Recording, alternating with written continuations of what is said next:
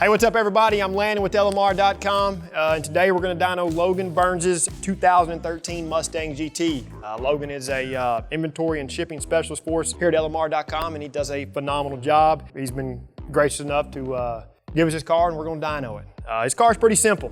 It's relatively bone stock. It does have a muffler delete and a 93 octane Lund tune. As far as the dyno technical data is concerned, we got an 18-inch rear wheel. This is an MT82 car, so our pull is going to be made in 5th gear, which is the 1-to-1 ratio.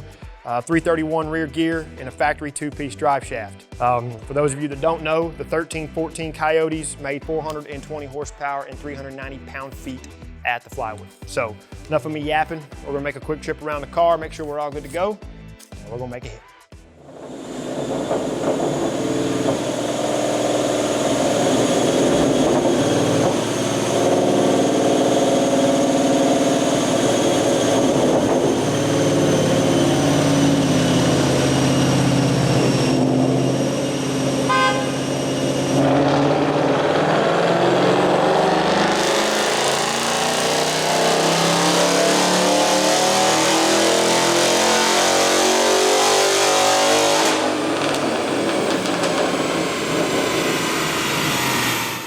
All right guys, let's take a look at some results. Logan's 2013 GT made 364 horsepower at 6,200 RPM and 376 pound-feet of torque at 4,300 RPM, and that's pretty much right on the money for a 1314 Coyote with a tune only. So Logan bought this car pretty much as a clean slate, and like any car guy, you know, he's got big plans, big ambitions, and we can't wait to see his build. So if you guys like this video, give it a thumbs up, subscribe to our channel for more dyno videos, and turn on notifications. That way you're notified every time we release something new. And until we see you next time, for all things 79 to present Mustang and SVT Lightning, keep it right here with the real enthusiast, LMR.com.